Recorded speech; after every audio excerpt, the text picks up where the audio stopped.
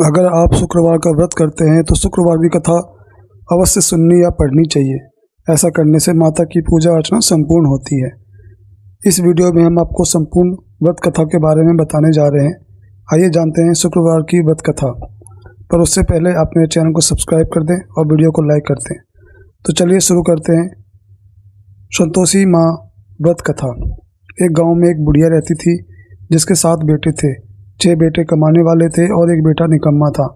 बुढ़िया माँ 6 पुत्रों का जूठा 7वें पुत्र को देती। 7वां पुत्र एक दिन अपनी पत्नी से बोला, देखो मेरी माता का मुझ पर कितना प्रेम है। वह बोले, क्यों? सबका जूठा बचा हुआ तुमको खिलाती है। वह बोला, जब तक आंखों से ना देखे मान नहीं सकता। पत्नी ने हंसकर कहा, देख लोगे तो मान लोगे ना। कुछ दिन बाद एक बड़ा त्यौहार आया। घर में 7 प्रकार के भोजन और चूरमा के लड्डू बने। वह पत्नी की बात को जांचने के लिए सिर दर्द का बहाना बनाकर पतला कपड़ा सिर पर ओढ़कर रसोई में जाकर सो गया और कपड़े में से सब देखता रहा। 6 भाई भोजन करने आए। उसने देखा माँ ने उसके लिए सुंदर सुंदर आसन बिछाए, 7 प्रकार की रसोई परोसी और आग्रह करके उन्हें भोजन कराती रही। वह देखता रहा। 6 भाई भोजन कर उठ गए तब माँ ने उनकी 5 थालियों में से लड्डुओं के टुकड़ों को उठाया और एक लड्डू बनाया। जूठन साफ कर माँ ने उसे पुकारा, उठ बेटा उठ, तेरे भाइयों ने भोजन कर लिया है, तू भी उठकर भोजन कर ले। उसने कहा, माँ मुझे भोजन नहीं करना, मैं परदेश जा रहा हूँ। माता ने कहा, कल जाना हो तो आज ही जा। वह बोला, हाँ हाँ जा रहा हूँ। यह कहकर वह घर से निकल गया। चलते समय उसे पत्नी की याद आई। वह गौशाला में कंडे थाप रही थी। वह जाकर बोला, मेरे पास तो कुछ नहीं है, यह अंगूठी है, सो ले लो और अपनी निशानी मुझे दे दो। वह बोली, मेरे पास क्या है, यह गोबर भरा हाथ है। यह कहकर पत्नी ने उसकी पीठ पर गोबर के हाथ की थाप मार दी। वह चल दिया। चलते चलते दूर देश में पहुंचा। वहां एक साहूकार की दुकान थी। वहां जाकर बोला, सेठ जी मुझे नौकरी पर रख लो। साहूकार को नौकरी की सख्त जरूरत थी। साहूकार ने कहा, काम देखकर तनख्वाह मिलेगी। उसने कहा, सेठ जी जैसा आप ठीक समझे। उसे साहूकार के यहाँ नौकरी मिल गई। वह वहाँ दिन रात काम करने लगा। कुछ दिन में दुकान का लेन देन, हिसाब किताब, ग्राहकों को माल बेचना, सारा काम करने लगा। साहूकार के 7-8 नौकर थे। वे सब चक्कर खाने लगे, लेकिन उसने अपनी लगन, परिश्रम और ईमानदारी के से सभी को पीछे छोड़ दिया। उसने अपने किए का फल मिला।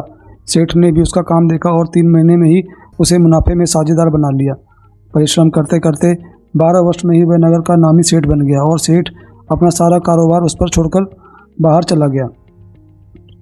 इधर उसकी पत्नी पर क्या बीती वह सुने। सास ससुर उसे दुख देने लगी। गृहस्थी का काम करवाकर उसे लकड़ी लेने जंगल में भेजते। इस बीच घर की रोटियों के आटे से जो भूसी निकलती उसकी रोटी बनाकर रख दी जाती और फूटे नारियल के नरीले में पानी दिया जाता। इस तरह दिन बीतते रहे।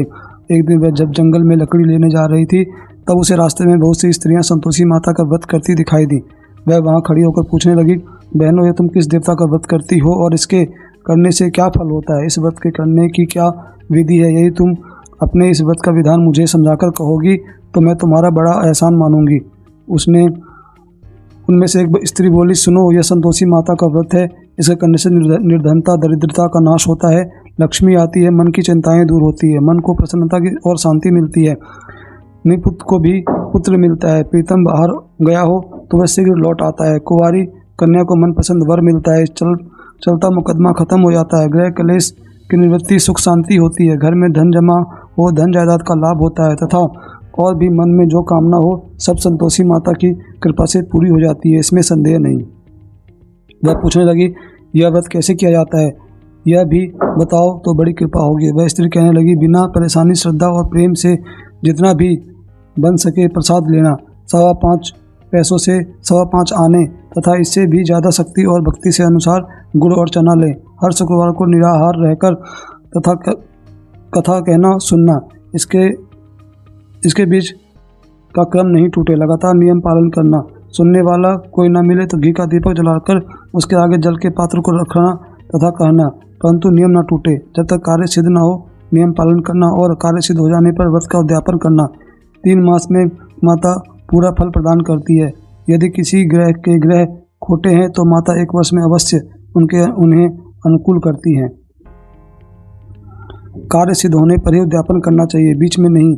उद्यापन में 2.5 सेर आटे का खाजा तथा इसी अनुसार खीर तथा चने का साग बनाना, 8 बच्चों को भोजन कराना, जहाँ तक मिले देवर जेठ भाई बंधु कुटुंब के लड़के लेना, ना मिले तो रिश्तेदारों और पड़ोसियों के लड़के बुलाना, उन्हें भोजन करा यथाशक्ति दक्षिणा दे, माता का नियम पूरा करना।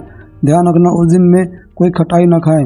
वह सुन वह वहाँ से चल दी। रास्ते में लकड़ी के बोझ को बेच दिया और उन पैसों से गुड़ चना ले माता के व्रत की तैयारी कर आगे चली। रास्ते में संतोषी माता के मंदिर में जा माता के चरणों में लौटने लगी, विनती करने लगी, माँ मैं दीन हूँ, निपट मूर्ख हूँ, व्रत के नियम कुछ जानती नहीं, मैं बहुत दुखी हूँ, हे माता मेरा दुख दूर कर, मैं तेरी शरण में हूँ। माता को दया आ गई। एक शुक्रवार बीता कि दूसरे शुक्रवार को ही उसके पति का पत्र आया और तीसरे शुक्रवार को उसका भेजा हुआ पैसा आ पहुंचा। यह देखकर जेठानी मुंह सिकोड़ने लगी, इतने दिनों बाद इतना पैसा आया, इसमें क्या बड़ाई है। लड़के ताने देने लगे, काकी के पास अब पात्र आने लगे, रुपया आने लगा, अब तो काकी की खातिर बढ़ेगी, अब तो काकी बुलाने से भी नहीं बोलेगी। बेचारी सरलता से कहती, भैया पत्र आए, रुपया आए तो हम सबके लिए अच्छा है। ऐसा कहकर आंखों में आंसू भरकर संतोषी माता के मंदिर में जा मातेश्वरी के चरणों में गिरकर रोने लगी। माँ मैंने तुझसे पैसा नहीं मांगा, मुझे पैसे से क्या काम, मुझे तो अपने सुहाग से काम है, मैं तो अपने स्वामी के दर्शन और सेवा मांगती। तब माता ने प्रसन्न होकर कहा, जा बेटी तेरा स्वामी जल्द ही आएगा। यह सुन खुशी से बावली हो गए घर पर काम करने लगी। संतोषी माँ विचार करने लगी, इस भोली पुत्री से मैंने यह कह तो दिया तेरा पति शीघ्र आएगा, पर आएगा कहाँ से, वह तो इसे स्वप्न में भी याद नहीं करता, पर उसे इसकी याद दिलानी तो मुझे ही पड़ेगी। संतोषी माता ने उस बुढ़िया के बेटे को स्वप्न में समझाया, पुत्र तेरी घरवाली कष्ट उठा रही है। यह बोला, हाँ माता यह तो मुझे मालूम है, परंतु क्या करूं, वहाँ कैसे जाऊं, परदेश की बात है, लेन देन का सारा हिसाब किताब है, कोई जाने का रास्ता नजर नहीं आता, आप ही कोई राह दिखाएं तो वहाँ जाऊँ। माँ कहने लगी, सवेरे नहा धोकर संतोषी माँ का नाम ले, घी का दीपक जला, दंडवत कर और दुकान पर जा बैठना। देखते देखते तेरा सारा लेन देन चुक जाएगा, जमा माल बिक जाएगा, सांझ होते होते धन का ढेर लग जाएगा। वह अगले दिन सुबह और जल्दी उठा। उसने अपने मित्र बंधुओं परिचितों से स्वप्न में माता की द्वारा कही गई बात सुनाई।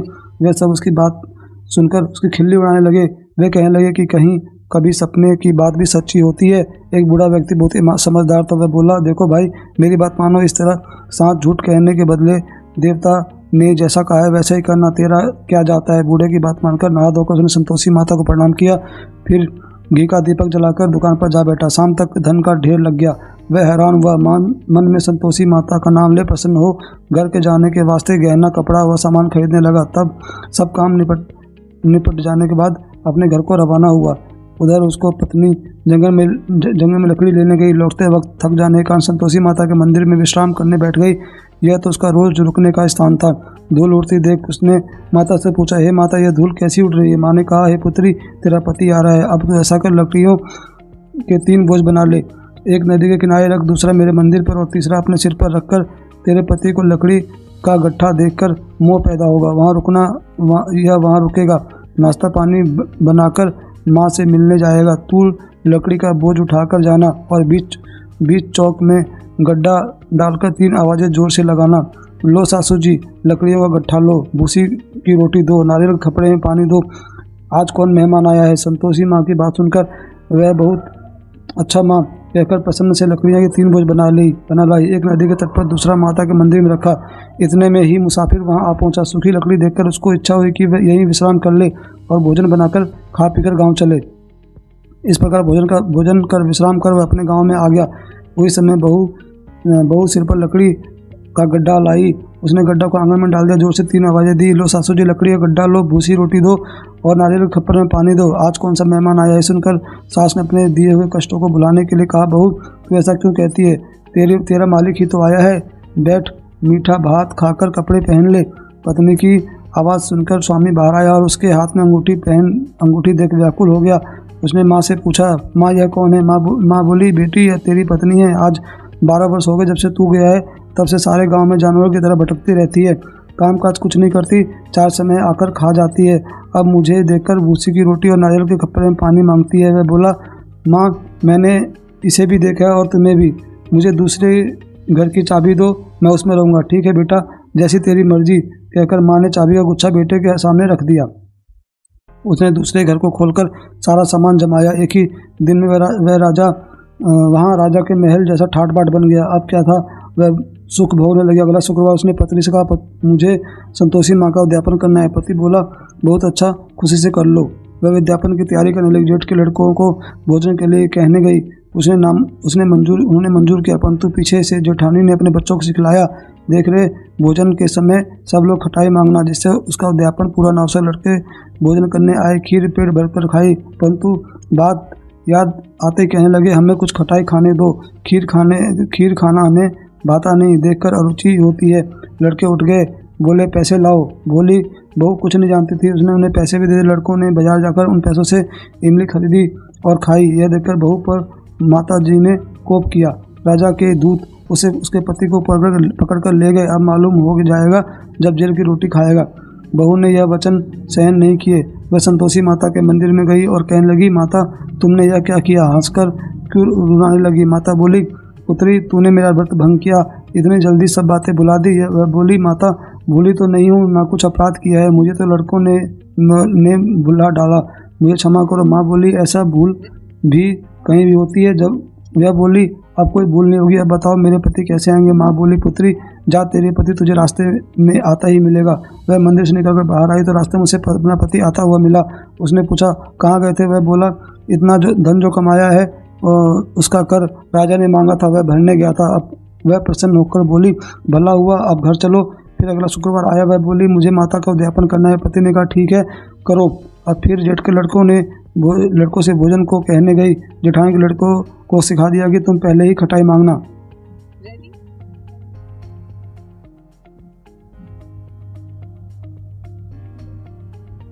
लड़के भोजन करने बैठे, लेकिन भोजन करने से पहले ही कहने लगे, हमें खीर पूरी नहीं भाती, जी बिगड़ता है, कुछ खटाई खाने को दो। ये बोली, खटाई खाने को नहीं मिलेगी, खाना तो खाओ। उनके उठकर चले जाने पर उसने ब्राह्मणों के लड़के बुलवाकर भोजन करवाया। दक्षिणा की जगह उन्हें एक एक फल दिया। इससे संतोषी माता प्रसन्न हो गई। माता की कृपा से 9 माह बाद उसको चंद्रमा के समान एक पुत्र प्राप्त हुआ। पुत्र को लेकर वह प्रतिदिन संतोषी माता के मंदिर में जाने लगी।